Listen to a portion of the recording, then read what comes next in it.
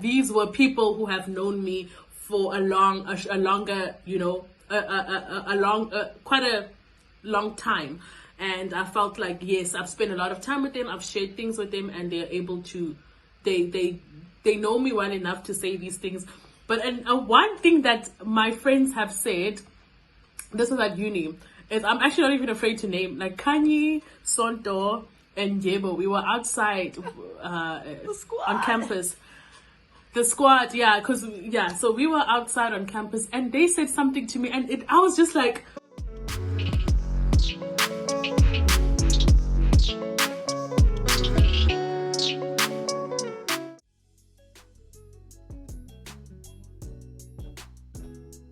I feel like I'm someone who likes having deep, meaningful conversations with people. And when I don't always have that, like, deep, enlightened, conversation with someone, I feel like I'm a bit distant to them, or I feel like, we are worlds apart, especially in, like, romantic relationships. Yeah. And I think that's also maybe because I've never been in a long-term relationship, so I don't know what honeymoon not dead, but like when the honeymoon phase is over and you guys are just comfortable with each other, that it's not every day that you're gonna have a enlightening moment where you discover something positive about them, or you have that conversation where you feel like you're sharing something deep with them and they get it. You know what I mean? Like when you get to know each other, you usually have a lot of those type of conversations and you feel like, everything is just amazing.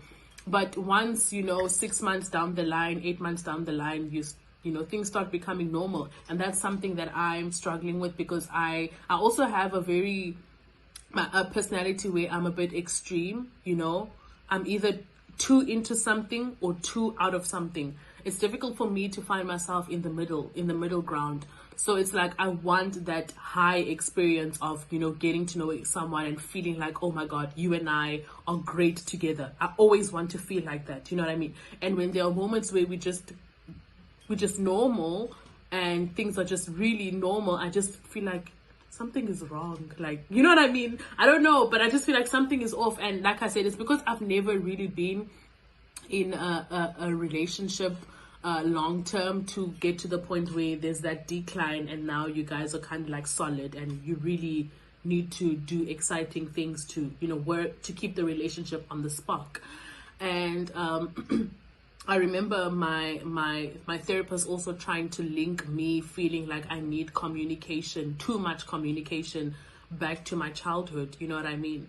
And because there was a point where it's a bit too personal, but there was a point in my childhood where my parents were living in the same house for about 2 or 3 years, 2 years, I think, and they never spoke to each other, like, at all.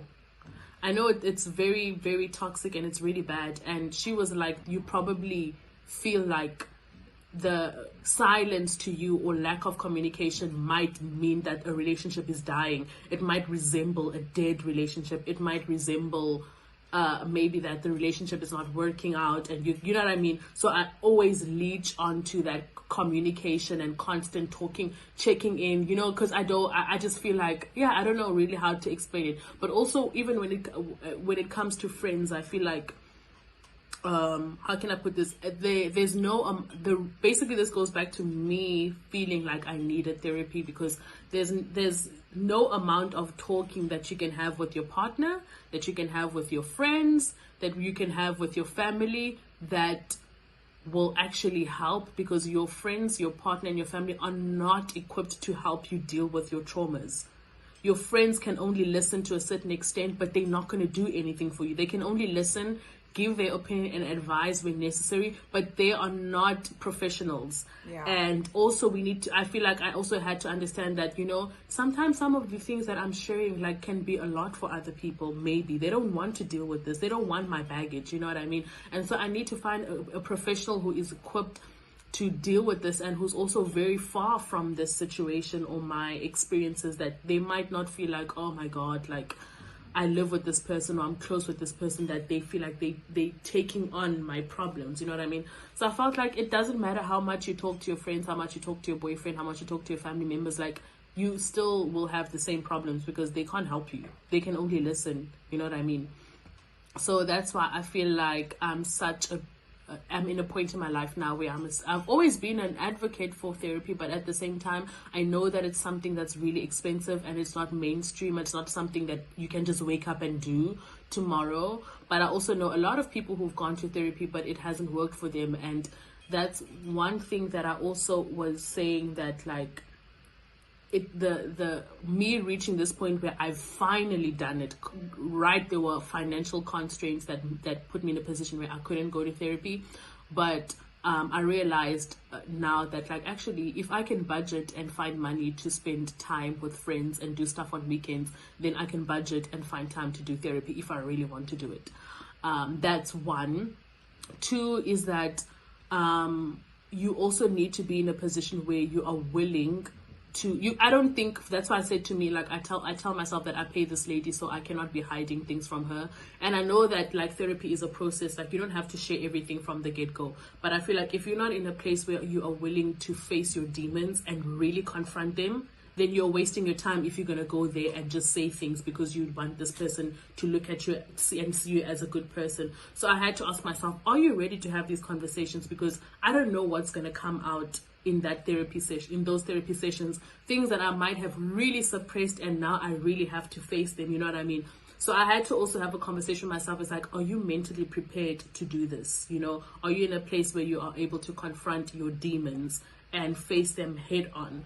And that's when I realized that actually I'm ready to take this step, because I was seeing how my traumas and my past were really affecting my current relationship in a way, and also just in general the way that I've had people in, like, my friendship who would say, and when people say things in a very joking way and you feel like, oh yeah, this is me, Amanda, you kind of a cold person, you're kind of a cold person, or you're not too, you know what I mean, those type of things, and you feel like, okay, this is who I am, but it comes from somewhere, you know what I mean? Yeah, so I feel like it's as an old person and someone who's also very hard on themselves and very self-aware, I felt like I know what my problems are. I know what I need to. I'm not someone who's unaware of possible toxic traits that I have, things that I struggle. I'm very aware, and I talk about it all the time. It's something that I'm not afraid to share with my friends, with partners. It's not something that I'm afraid of, like, speaking about, but it's just, what do I do? Now that I know this, then what do I do? How can I become a better person? And that's the point where I was just like, I'm just tired of talking about, oh, this my childhood, oh, this my that, but what are you doing about it? So yeah, that's the place that I am at right now in my life. And yeah. But I just wanted to actually also just on that point that you said about, how sometimes friends can, like, say something and they may be, like, jokingly, but then there may be some truth to it, or maybe they've just, perceived you in that way. But I mean, okay, it might be relevant, it might not. But it just reminded me of this quote that I remember from this one NFL player that he was speaking on one of his platforms, but he basically said, his name is Channing Crowder, and he basically said that you have to place a value on your evaluator, if that makes sense. You have to place value on your evaluator. Yeah. So whoever it is that is evaluating you, that you're valuing your sitting, yes. You need to decide on what level am I going to give you the opportunity to kind of shift me or not. But it's, as you said, I mean, when it comes to people's perceptions of you, it varies, because the way that your family sees you is different to the way your partner sees you. It's not the same. It's different to the way that your friends see you. It's different to the way your colleagues see you. And all of that somewhere in the middle will make up who you are, I think. But at the same time, it's also being very aware of, like, okay, I've spent enough time with this person that if they say something, definitely, then I know definitely, that, okay, because there's no way I'm gonna listen to someone that I don't rate. You know what I mean? right. Like if I don't rate you as a human being, then whatever you say about me, I couldn't care because I don't rate you. But I feel like these were people who have known me for a longer, you know, quite a long time. And I felt like, yes, I've spent a lot of time with them, I've shared things with them, and they're able to, they know me well enough to say these things. But one thing that my friends have said, this was at uni, is I'm actually not even afraid to name, like Kanye, Sonto, and Jebo. We were outside on campus. The squad, so we were outside on campus, and they said something to me, and I was just like, what the fuck, guys? Are you serious? This is mad. They said, I don't know if it was Ngebo who said this, but all of them were like, actually, yeah, nah, this is true. So I think Ngebo said that, Amanda, actually, I just see you as a single parent. I'm like, wait a minute. That isn't cute. And I was like, guys, no, I don't want to be, because for me, like, my motto is I'm not having a child if I'm not married. Because I want to have a kid with a partner, with a husband. So I'm not having kids if I'm not married. So the fact that they see me as a single parent, I was just like, what?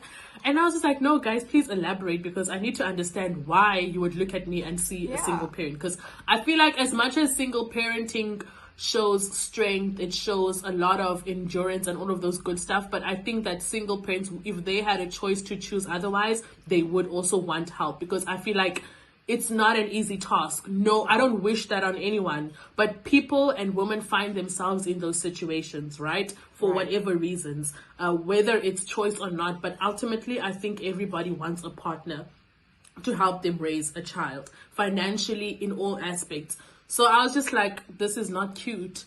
And they were like, yeah, I mean, and I was like, but what do you guys mean? They're just like, you are very not individual person, but you never talk about family, you never talk about husband, marriage, all of that stuff. It's like, my life, I always plan my life for myself. I never think or talk about a potential husband or potential whatever. So they just see me as someone who might not get married and just do my own thing, because I'm just very independent and self-driven, that I never, talk about a future with another human being, or you know what I mean. And I was just like, damn. Although yes, those traits, those characteristics that they've mentioned, about those character traits that they've mentioned were true, and it was true that I never would speak positively about, when I'm married with my husband and my kids. Like, I don't talk about those things. I just talk about what I'm gonna do.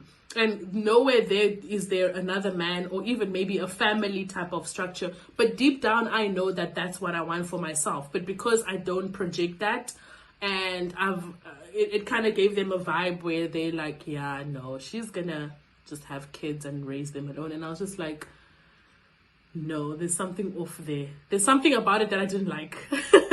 Something that I didn't like about it. But do you think that, okay, I'm not trying to shrink you, I promise. But I just, wow, and then I said, but, okay.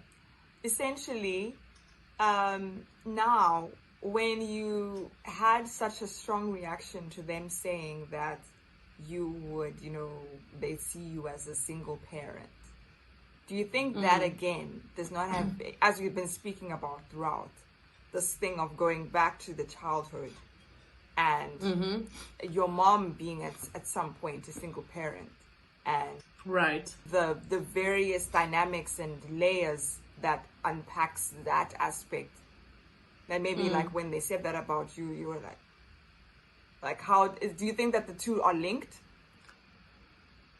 I mean, I've always said this to people, that like, for me, wanting marriage is a very difficult thing, that I also feel like I don't really understand it. And before I get married, I probably need counseling with my fiance or something, because definitely I'm for that. You know what I mean? Because I've